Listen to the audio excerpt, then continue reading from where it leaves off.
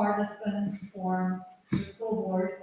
We are hosting this along with the Jefferson School African American Heritage Center, and I'd like to introduce Dr. Andrea Douglas, who will say a few words. Hi all. Hello everyone. Good to see you all tonight.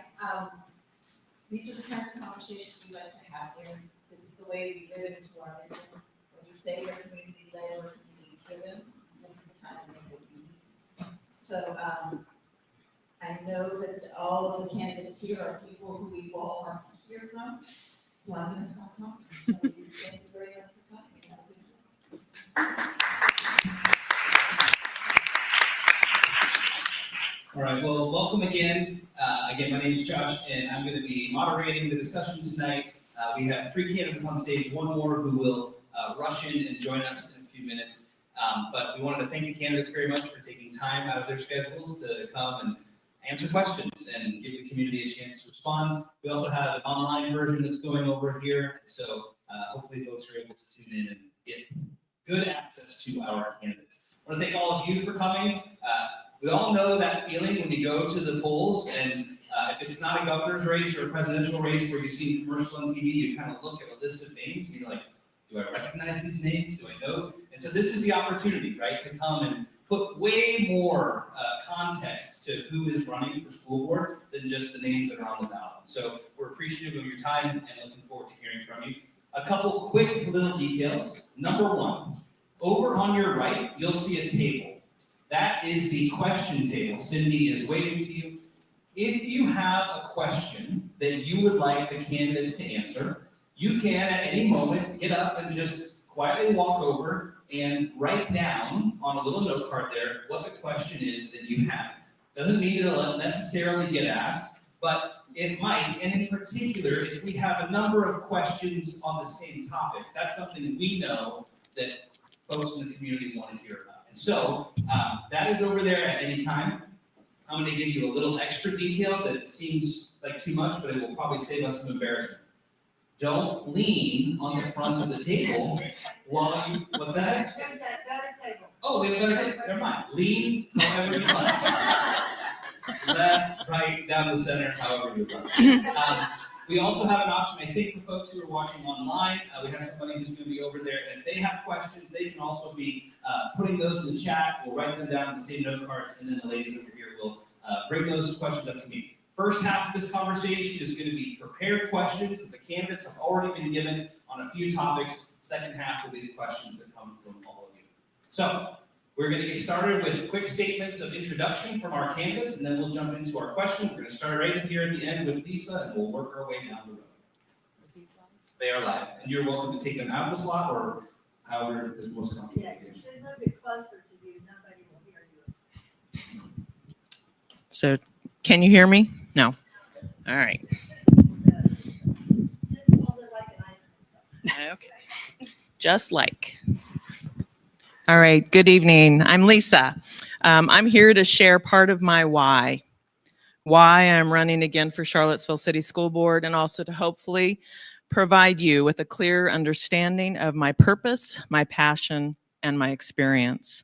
I've lived in Charlottesville since 1999. I am a single parent of an awesome kid, young lady who attended Charlottesville City Schools and graduated from the high school in 2020.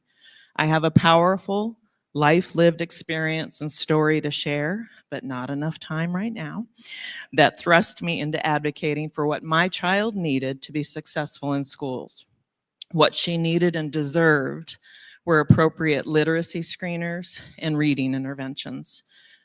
It was a humbling, gut-wrenching experience, and years ago, I was told no.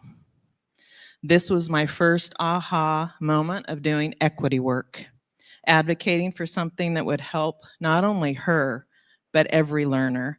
And this is the template for how I have done and will continue to do my work on our school board. I have a long list of wins and accomplishments that I'd be happy to share later. More than anything else, please know that I am more sure than ever of my value and need to be on the board and to continue this work. Thank you.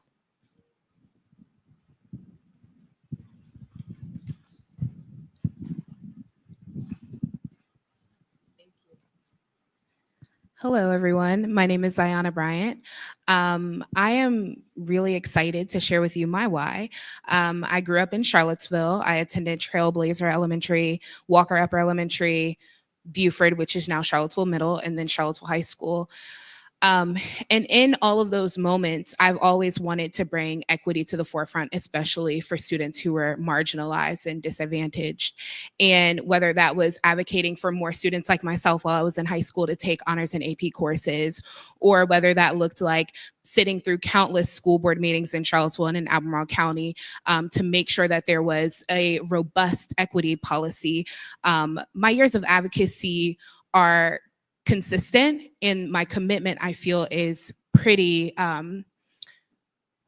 it's proven. But what I will say is that in this moment, I feel like right now, when there are so many attacks on public education, from higher education all the way down to K through 12 and early Head Start education, I do think that it's important for us to be innovative in the solutions that we're bringing to the table. And I think it's time for a younger voice to be included in that.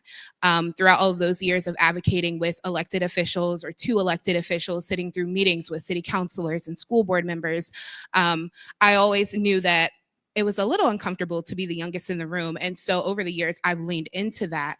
And I think now the board could use a new, fresh, young perspective. And I think that because I am still so close to the student experience, I graduated from Charlottesville High School in 2019, I think that I can offer a kind of on the ground perspective that is more welcome to talk to students and to be in those rooms with students who will share their ideas. So thank you.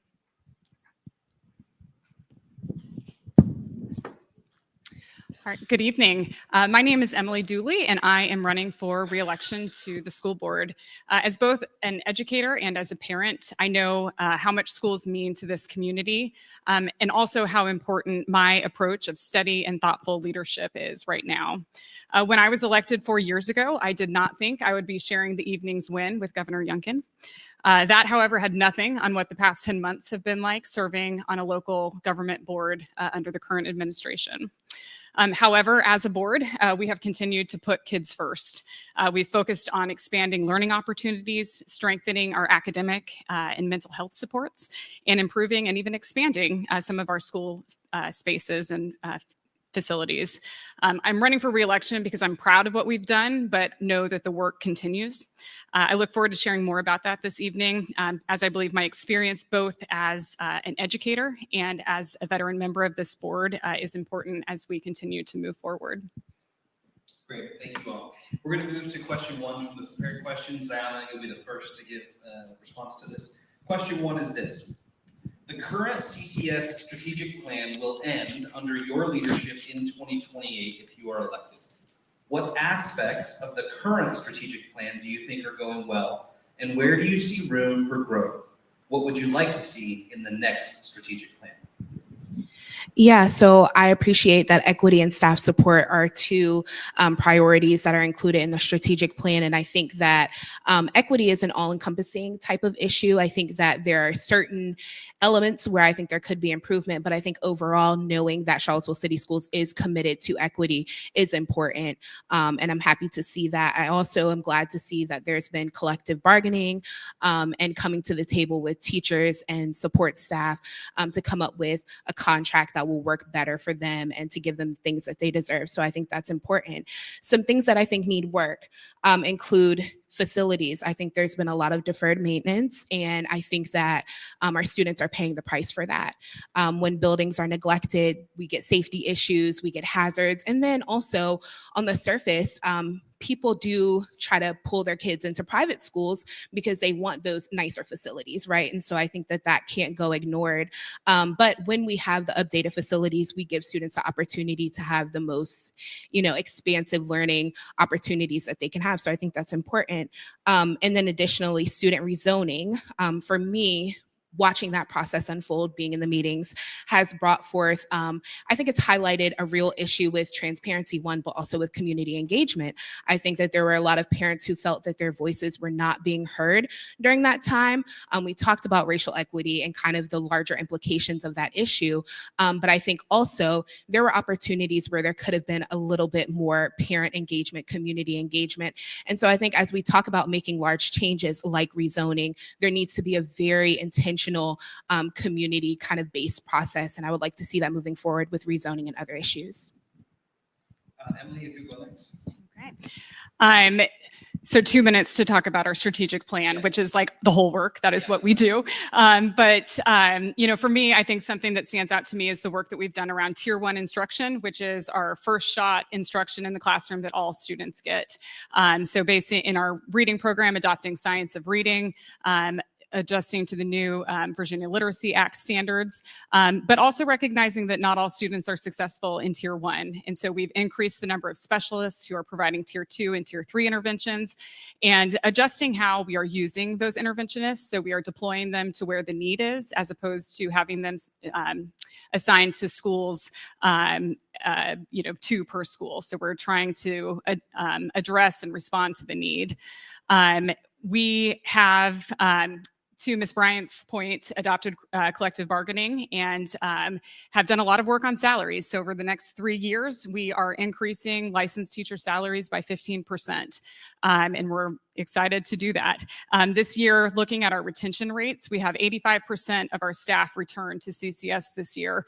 And of our new incoming CCS teachers, they had on average 9 years of experience, which means that we are creating an environment where teachers both want to stay and where teachers from other divisions want to come.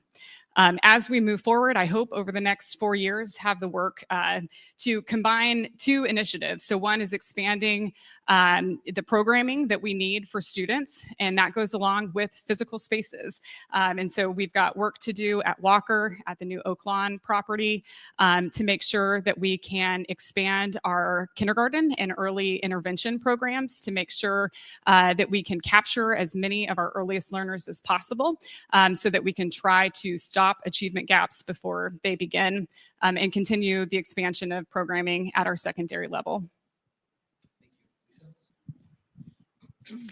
Again, I feel like the 3 comments here are probably very complementary and hitting different highlights. When you look at our strategic plan, it's ambitious, it's comprehensive, it is grounded in our commitment to equity and our high expectations for all, but it can feel a little bit daunting when you're looking at all the pieces. But I do feel very confident that our end product is solid and it does reflect what we represent and what we want for our community and our students. I think if you look at any one of those 4 priority areas, and again, just for those who aren't staying up at night reading our strategic plan, they are increasing academic achievement, providing a culture of safety, wellness, and belonging, supporting our staff, and ensuring effective and efficient operations. So if you look at any one of those, there are probably in isolation targets that there are also targets that we are refining and we continue to kind of zero in on. If you look at our data dashboard also, which reflects some of our current data over the last 2 to 3 years, academic years, some of it is being updated, some of it has been paused because the Department of Education at the state level is changing some of those standards. So we're having to kind of realign what that dashboard and what our data and some of the testing and assessments that we are providing are changing. So some of that might look like there's not data being updated, but that's a challenge. So we have continued work that we need to do on our rubric and on our data dashboard, I think, to make it a little bit more transparent, user-friendly. I think we have made some great steps as far as training and with teacher supports as far as the science of reading. Again, I'm all about literacy. So if you're looking at areas for growth in our next strategic plan, I think there's a lot of areas where we can continue to work, but what I'm really excited about and what I'd like to see is specific to achievement and academic achievement target 12, which is early literacy.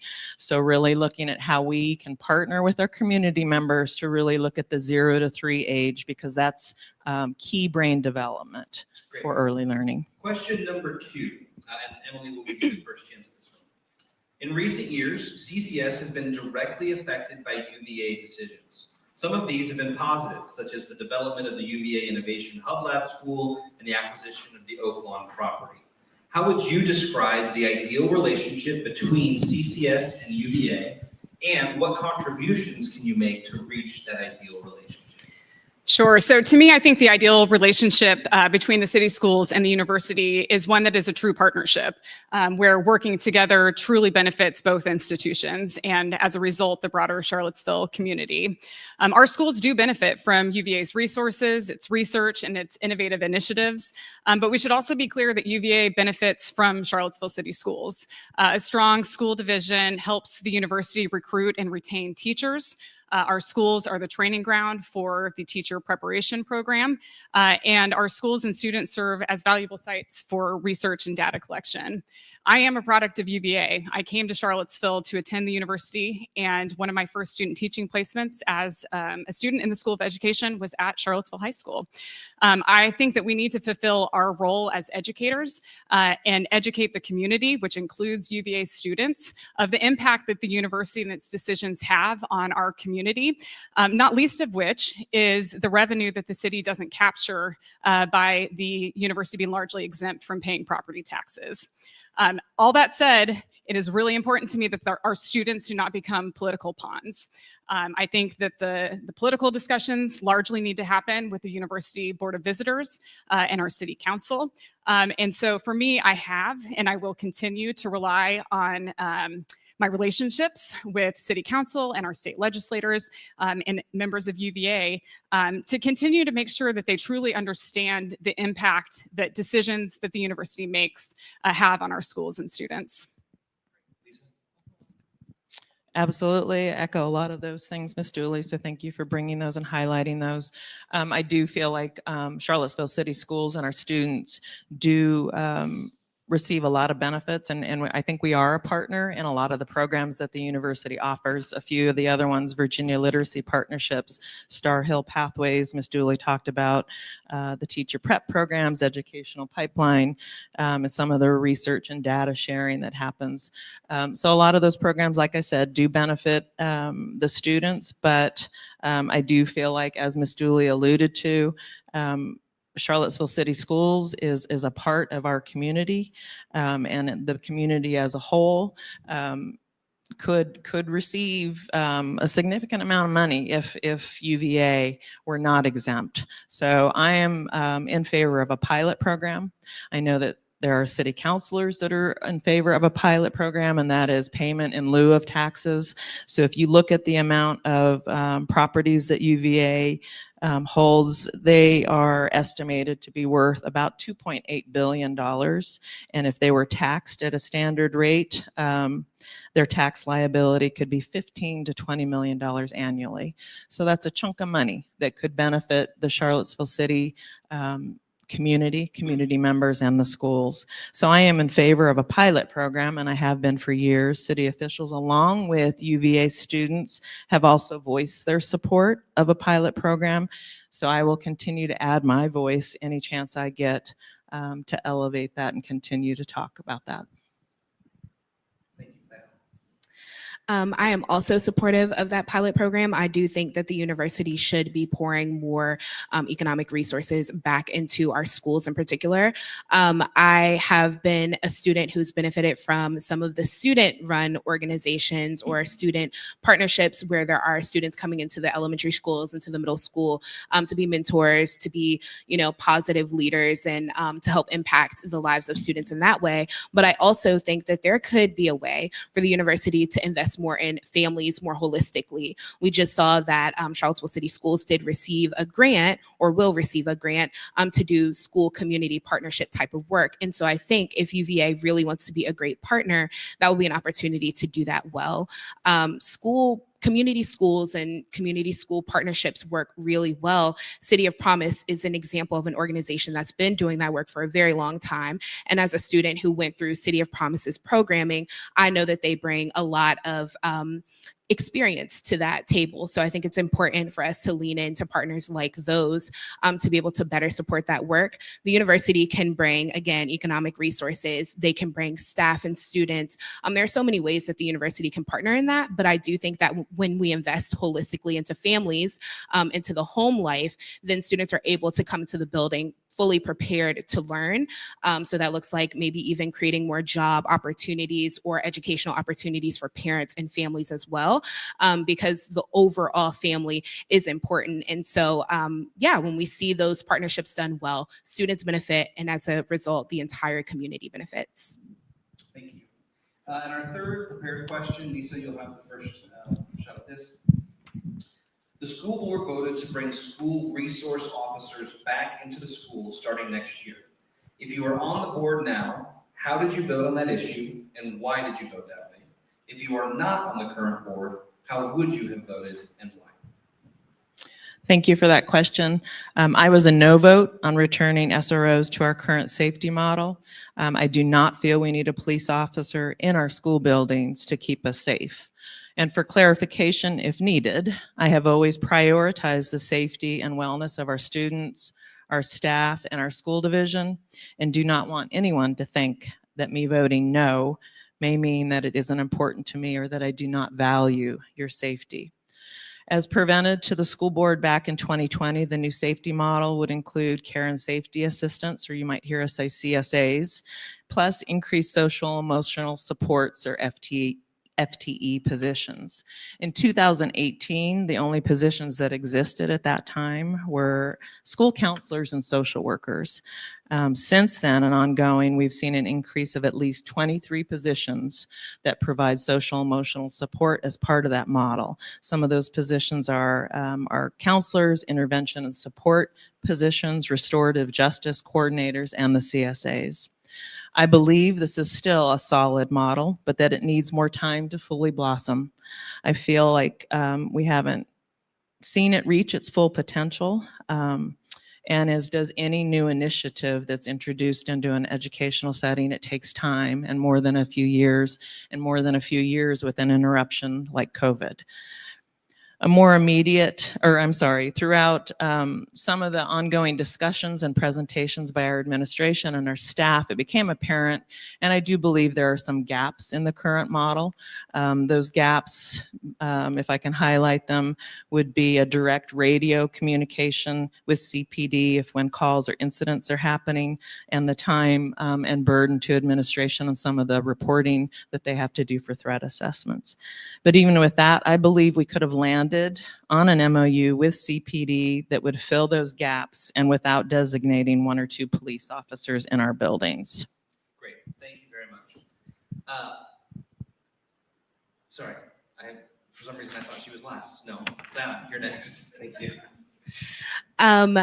I am not supportive of bringing school resource officers back into schools. But again, to kind of reiterate Ms. Torres's point, is like that is bigger than not wanting safety for our students. It's always a priority of mine. As a student who's been through our schools, I understand why that is something that is on the forefront of our minds. At the same time, I also don't feel like we have the data to back up even the perspective of the community on this issue.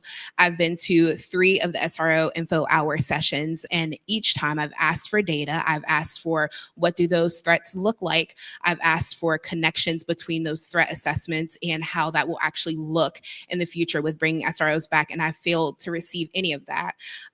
Additionally, I've advocated with several board members and at those info hour sessions for close proximity. I've asked for what could we think about or how could we imagine having an officer on the campus without being in the hallways? In 2019, I was a part of a student group that advocated for SROs to be removed, mainly because we felt like they were not receiving the proper culturally relevant training to be able to handle such a diverse population in our school. And so I asked for SROs to be better trained because I was told at first that they would never be removed. And then after I left CHS, I saw that they were, and I was pleased with that. But I think that the entire process has been rushed. As someone who was at that school board meeting back in March, when the vote was kind of called to the surprise of several board members, one board member was not even present at that board meeting. I think that even that conversation at that moment still felt like there needed to be some more data to substantiate that. So, yeah. All right, so I voted yes in favor of returning SROs to the middle and high school next fall. And I voted this way because during my time on the board, I have seen how regularly Charlottesville police are in our buildings. From a board presentation last year, on average, we have well over 400 emergency 911 calls each year. Of those, on average, annually, 200 of those are dispatch calls for service. And we also are completing over 100 threat assessments each year, which include threat to self, threat to others, or a combination of the two.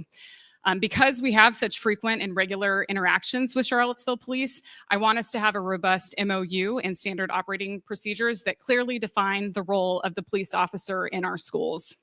I want us to have a say in who this person is. I want us to be involved in the training, the reporting, and the evaluation of not only the officer, but the program in its entirety. I want to be involved in the accountability metrics. Most importantly, I want to make sure that the officer has been trained in adolescent development and has a desire to actually work with kids. We have, as Ms. Torres said, expanded the number of mental health positions and CSA positions during my time on the board. And these individuals do exceptional and important work, but there are still times when behavior presents that is beyond their capacity and their expertise. I believe that having SROs back in our safety model fills gaps that exist in our current approach. We have actual threats, both internal and external, that school staff should not have to handle. We have state-mandated requirements that necessitate collaboration with CPD, and I believe we have opportunities for greater collaboration through education and relationship building. Thank you very much. Do you get to jump in on this one? Question 3 of the prepared questions, the SRO question. You have 2 minutes, and you're sharing a microphone. Thank you. First, I want to apologize. I'm so sorry for being late.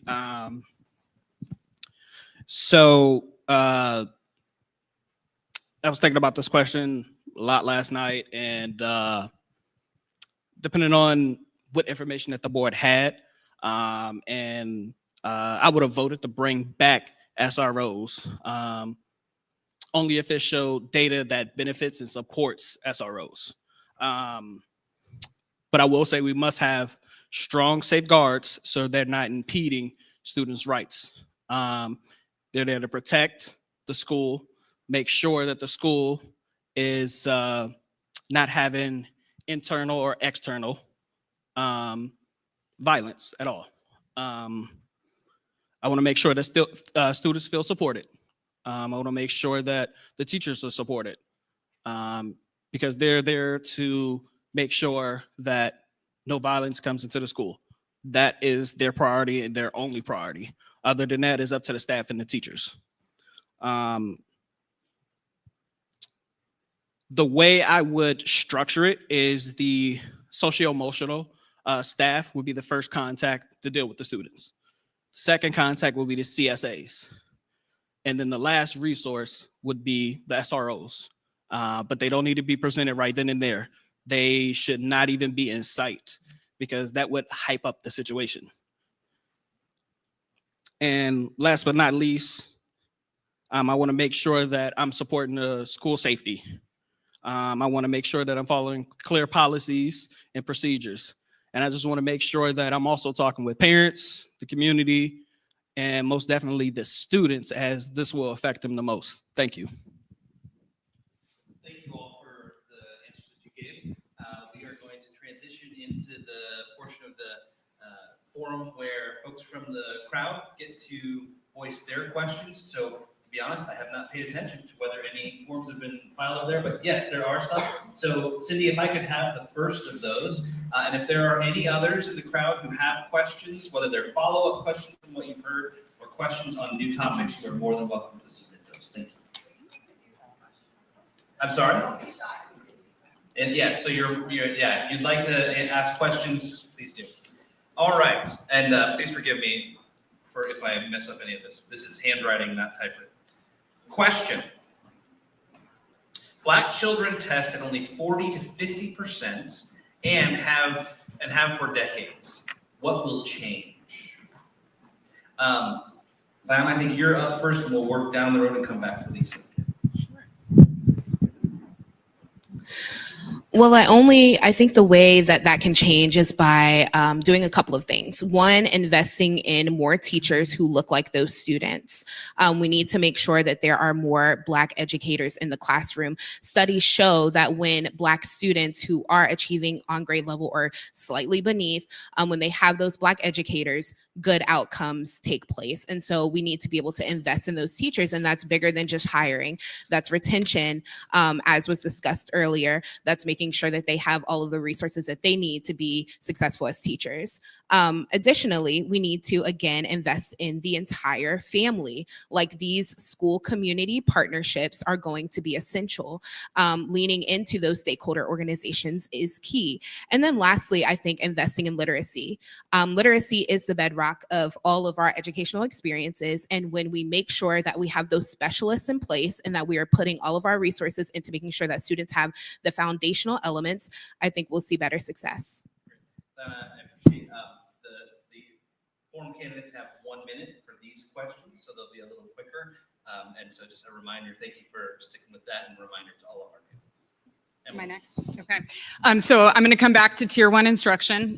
So I think a way that we address the achievement gap is, again, making sure that the instruction that our students are getting in the classroom is rigorous and robust, and that all students are there and present to receive it, and then are only getting interventions on top of that Tier 1 instruction.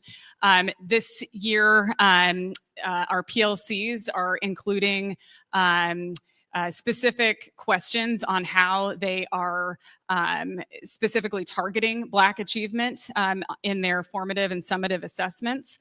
And we continue to work on providing professional learning for our teachers and staff that is culturally relevant and responsive.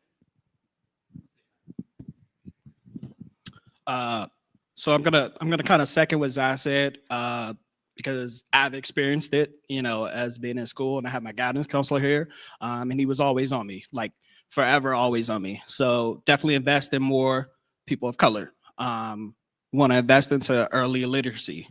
I want to invest into early childhood, making sure that our early childhood is up and running.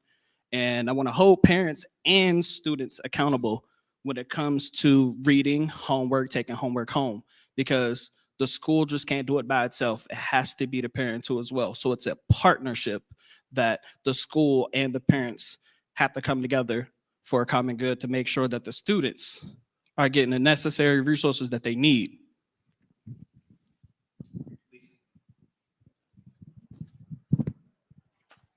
Thank you for that question.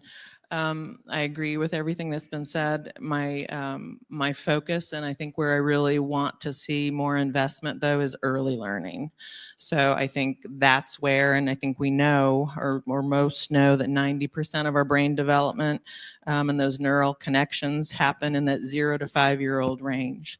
So I think we do a great job, and I think we do a solid job of supporting our teachers as far as Tier 1 instruction, but I think we as a community need, and now I think the time is right to really increase our investment in early learning.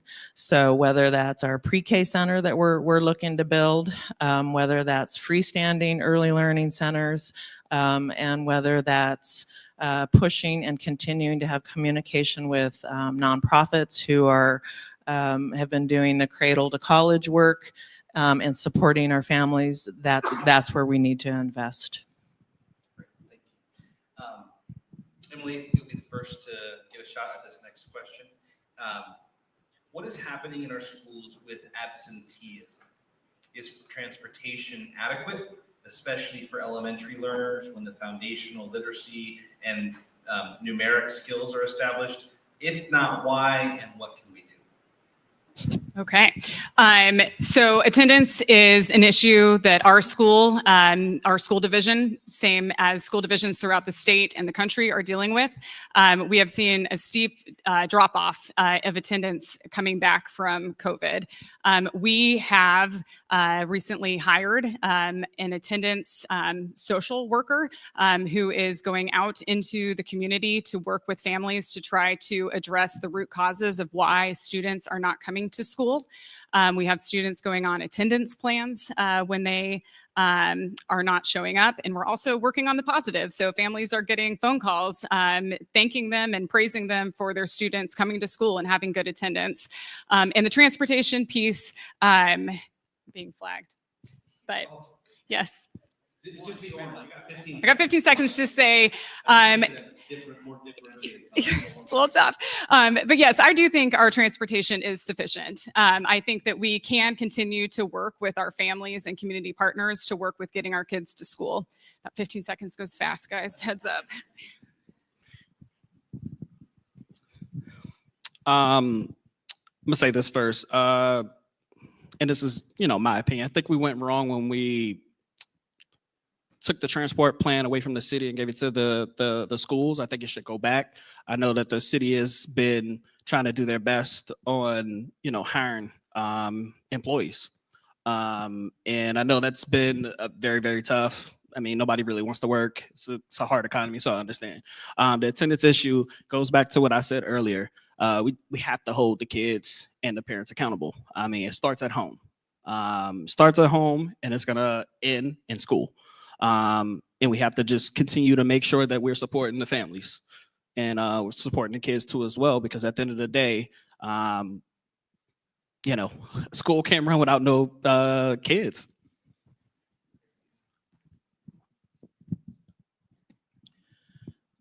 So specific to transportation, I don't think that that's the issue for most. I mean, I can't speak for everybody, but we do have people pushing out to homes, making phone calls, making home visits to try and find out the whys and what's going on. And I think we as a board and as a school division value that and are really trying to support the families and meet them where they are. I mean, if you look at our strategic plan, there is no child or family on the wait list for a bus or transportation that is within the busing routes. So I don't think that's it. I think we need to dig a little bit deeper. I think there are reasons bigger than just Charlottesville City Schools going on. I think there's fear for some families and other reasons that students might not be showing up at school. And I think we are sensitive to that, and we are trying to, like I said, dig a little bit deeper and show up and provide the supports. And we welcome phone calls if parents and families do need help. Yes, I would also say that I think transportation can present a challenge for some families, and I don't want to dismiss that at all. But I do think accountability is important. I do think that parents and families, we might need to move a little bit deeper, as Ms. Torres was saying, think a little deeper about how we are prioritizing education in our community. I do think that if it has been mentioned that Black achievement has been an issue for generations or for decades, we have to think about how if education wasn't prioritized for other generations, how that is being passed down. And if there are parents who went through Charlottesville City Schools who did not receive the best educational experiences and did not have the resources, then that will unfortunately impact their students too. And so I think that's important. And additionally, I do think that communication can be improved. I think it's good that there will be someone out in the community trying to work on the chronic absenteeism issue with families directly. But I do think that there are community partners who are also working on the issue, and they should be at the table to help find solutions as well. Thank you very much. Next question, and Dashad, you'll be the first to answer this. Many have discussed community engagement and community family support. How can we strive to expand engagement? So I would say, as a board member, it starts with the board, being out in the community, doing the work. It can't just be the staff. It has to be the board. And, when they see familiar faces, they're going to draw towards you more and more and more. And that'll build some communication, engagement. And, just communicating well, because I feel like just the city as a whole does not communicate very, very well with its citizens. And so it starts with communication. It starts with the board being there face to face, facing hard questions, facing the public, wanting to learn, taking that heat. And that's pretty much it. I'm sorry.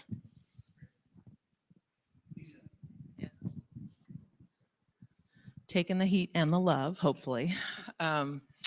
So, I mean, I think we've just actually hired a second person that is part of our family engagement team. So we're slowly increasing that, I think, and I will be the first to say we can always do better.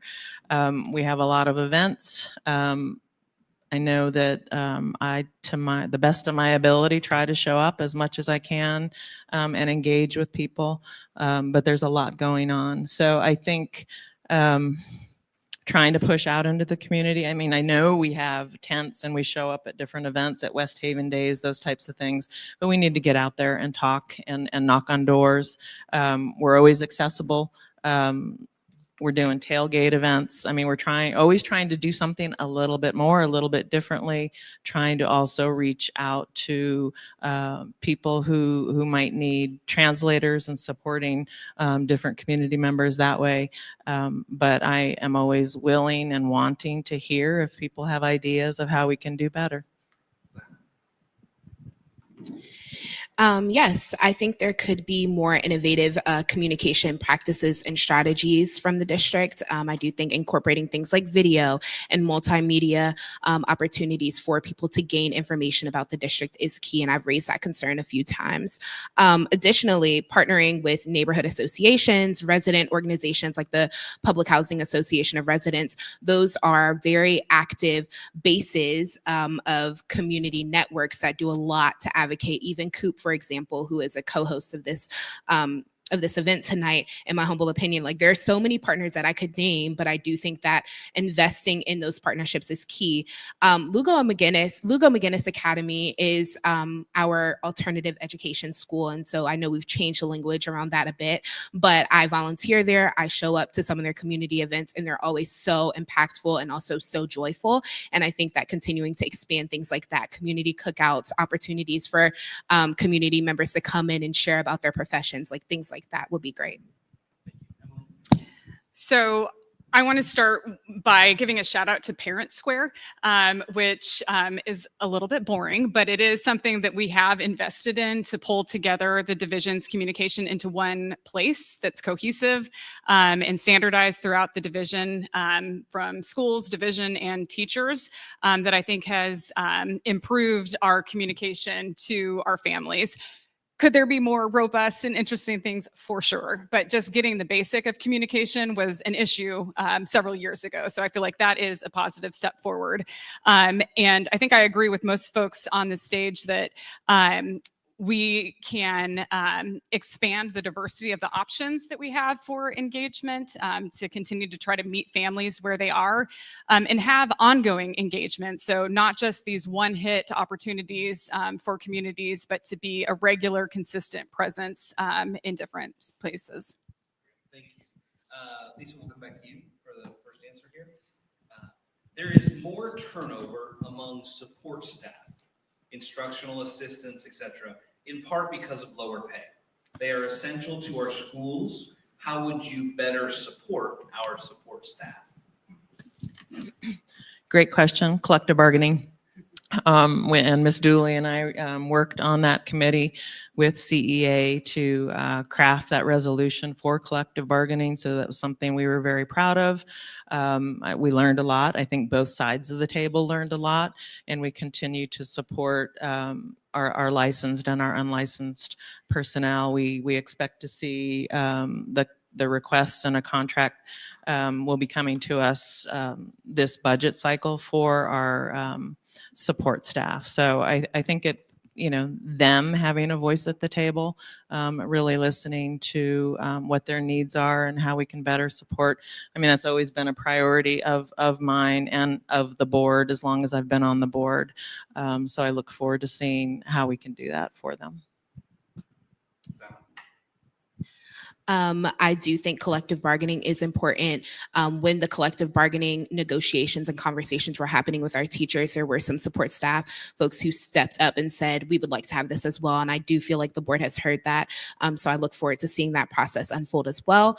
I also am supportive of upskilling, and I've said this during some of those SRO info hours. Like, for example, as we're talking about bringing back SROs, what about our CSAs who have been there, who are making a better wage? Dr. Gurley has leaned in on that, but I do think there's room for improvement there as well. But offering them like the mental health first aid trainings and things like that to make sure that they have all of those skills that are transferable outside of the building. And that can also give them opportunities to move up within the district.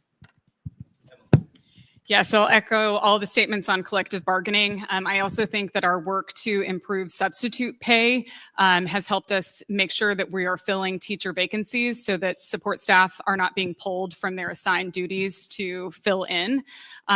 I think that we have also done work to promote pathways to licensure. So for teaching assistants that want to become credentialed, making sure that there are opportunities there. And some of this retention of support staff also relates to the earlier conversation about UVA and the impact on the cost of housing and the cost of living in Charlottesville. And so I think some of this are bigger conversations than just what the division is able to put together.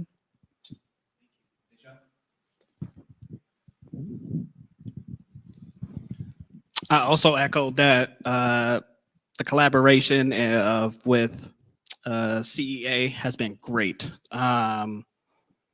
They did a marvelous job, so I want to thank the board for that. Definitely keeping staff at the table.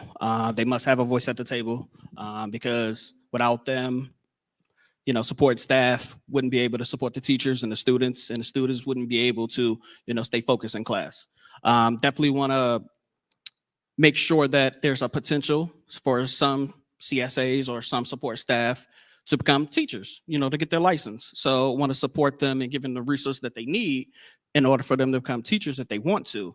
And I second what Emily said, definitely working with city council because the rent is very, very high here in Charlottesville, as everybody know. And then working with them to make sure that we are setting up a program so some of the teachers that we're getting from outside of the division, we can be able to give them incentives to, have a house, purchase house, or, lay ground roots here.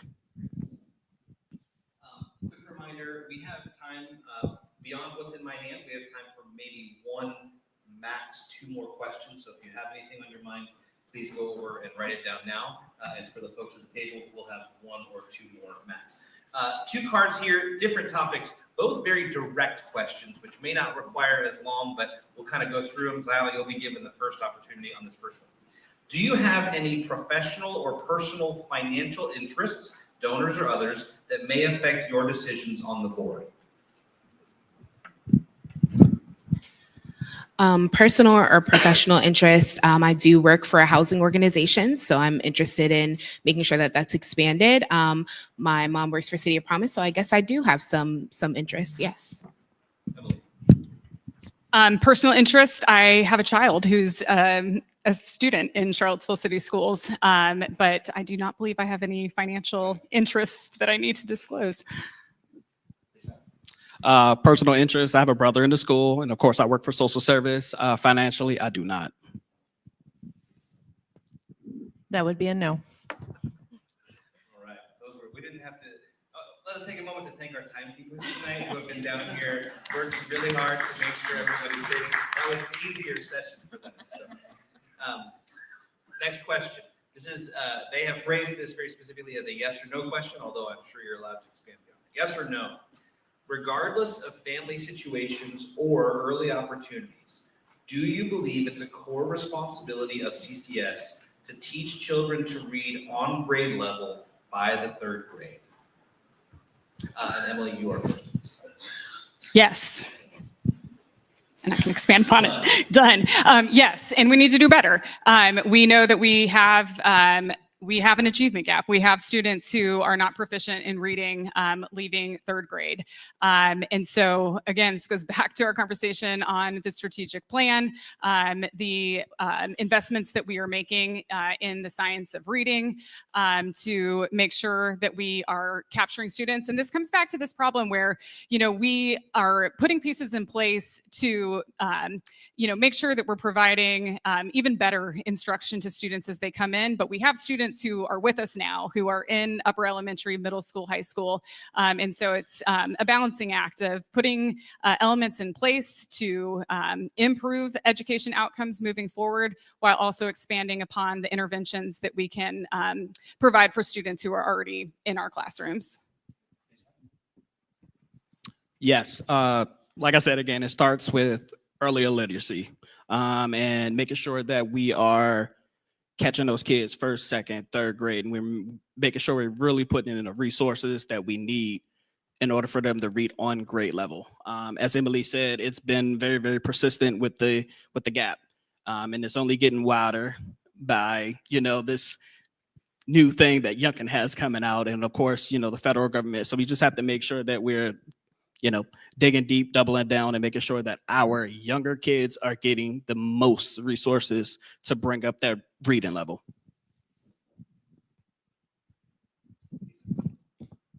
Yes. Early childhood.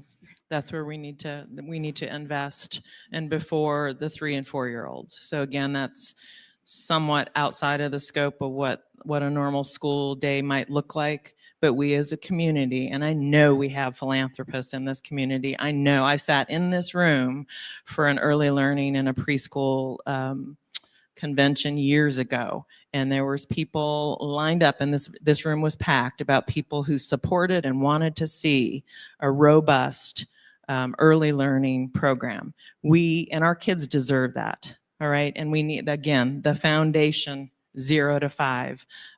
Early childhood is the foundation. So we need to do it. And that's where my work and my passion is right now. And some of the work that I've been doing with the Hunt Institute and the early learning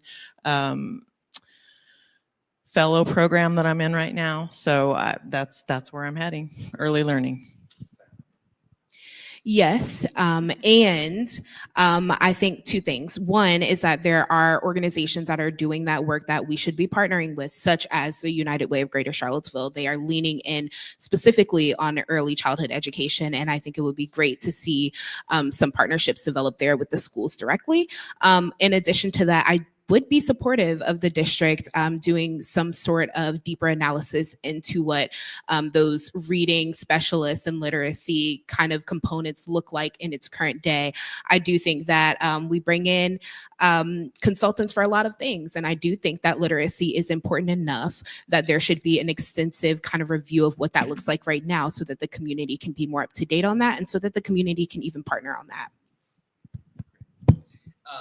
Well, I want to thank the folks out here who wrote questions. There were a lot of really good ones. I appreciate that. I want to take a moment of moderator privilege. I have a daughter who is 4th grader at Jackson School. She's a jackrabbit. Which elementary school is best? I'm just kidding. We're not going to answer that question. I want to thank you all so much for coming. We're going to give all of the candidates just 1 minute to kind of give you their final pitch. The goal here, right, is to get votes from those in the community so that you can go and represent us on the school board. And so we wanted to give you a minute to kind of give that last, why should we vote for you? And Dashad, you get to give your pitch first.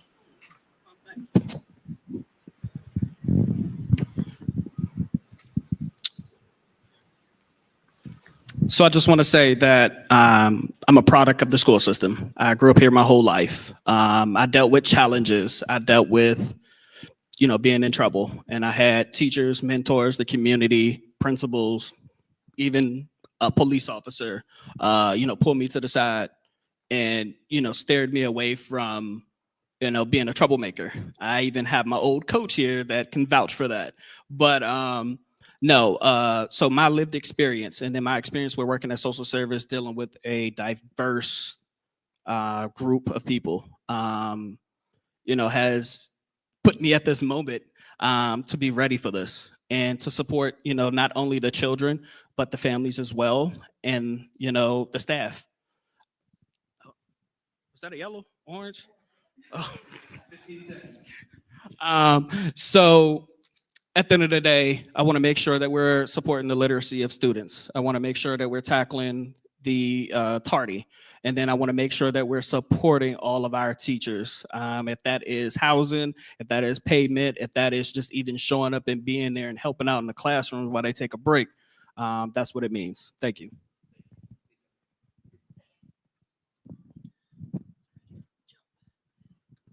Wait a minute. I just want to say thank you to everybody. And I just want to say thank you to everybody up here because I think it's pretty cool that we have 4 passionate people sitting here wanting to do this work. So, okay. Thank you again for providing us the opportunity to be here tonight. Let me be clear. We are in unprecedented times right now. We need energy, advocacy like never before, and we need experience.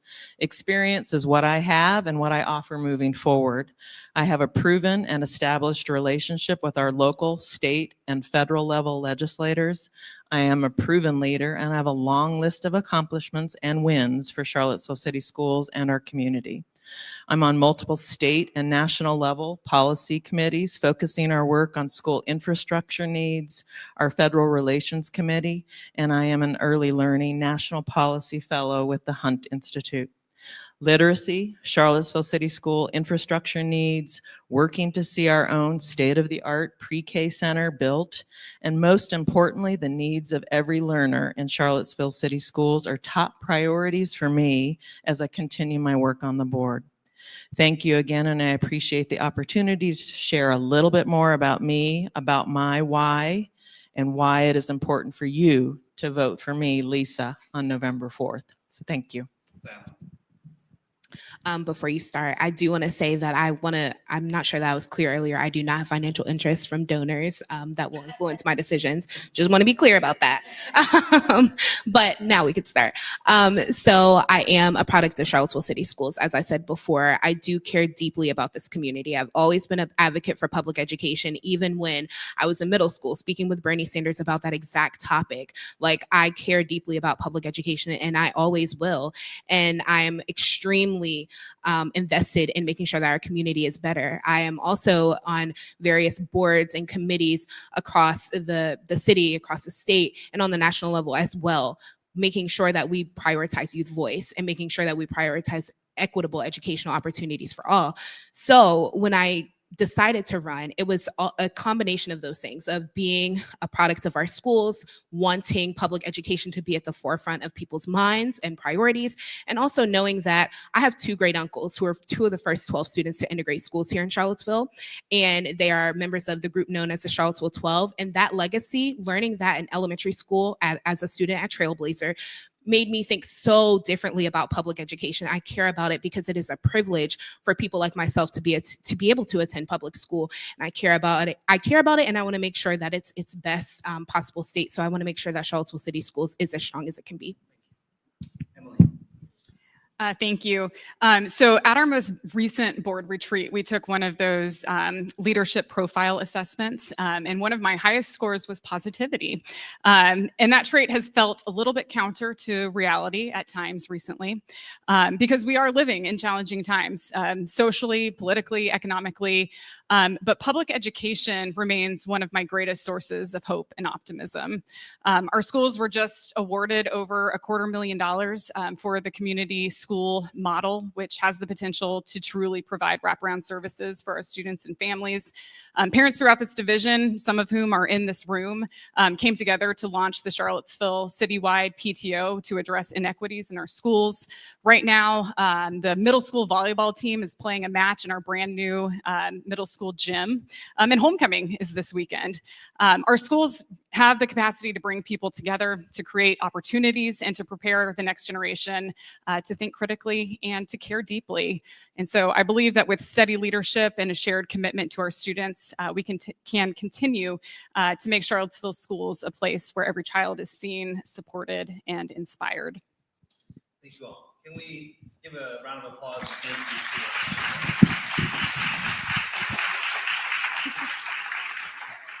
Our timekeepers who work, the folks who are moving the questions, the folks backstage who are keeping this online. I will remind you broadcast online, but it was also recorded as of tomorrow. Anybody from the community who wants to go in and view this will be able to. There'll be a link, it's up on YouTube. So if you talk to someone, you tell them that you were here, and they're like, oh, I wish I would have been there, they can still go and see all the answers the candidates have put forward and be able to assess for themselves. Aside from that, thank you so much to the Jefferson School for having us. Thank you all for coming out tonight. Hope you have a wonderful evening.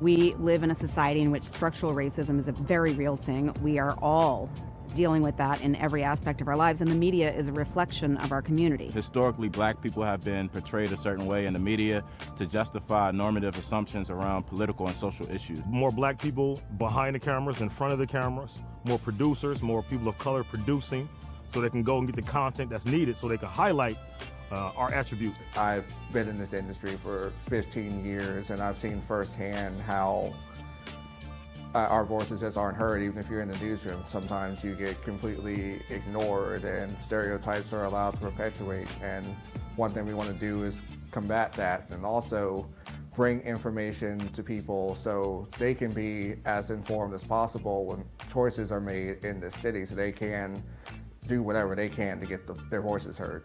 What I believe can be done about the situation is to have more people of color creating news stories, more people who have a interest in and a social consciousness that relates to the stories that they're telling.